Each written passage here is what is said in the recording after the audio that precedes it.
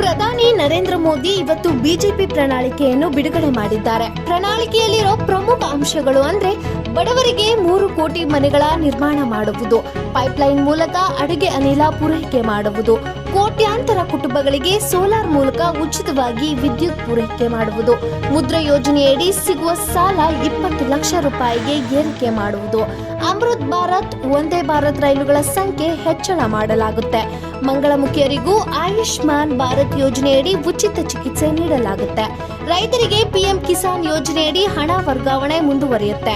ಜೊತೆಗೆ ಹಲವು ಭರವಸೆಗಳನ್ನು ನೀಡಿದ್ದಾರೆ. ಇದರ ಜೊತೆಗೆ ಪ್ರಮುಖವಾಗಿ 70 ವರ್ಷ ಮೇಲ್ಪಟ್ಟವರು ಕೂಡ ಆಯುಷ್ಮಾನ್ ಭಾರತ್ ಯೋಜನೆಗೆ ಒಳಪಡಿಸಲಾಗುತ್ತದೆ. ಅಂದ್ರೆ 70 ವರ್ಷ ಮೇಲ್ಪಟ್ಟವರು ಕೂಡ 5 ಲಕ್ಷದವರೆಗೆ ಉಚಿತ ಚಿಕಿತ್ಸೆ ಪಡೆಯಬಹುದು. ಹಾಗೆ ಜನೌಷಧಿ ಕೇಂದ್ರಗಳಲ್ಲಿ 80% ರಿಯಾಯಿತಿ ನೀಡಲು ಮೋದಿ ಭರವಸೆ ನೀಡಿದ್ದಾರೆ.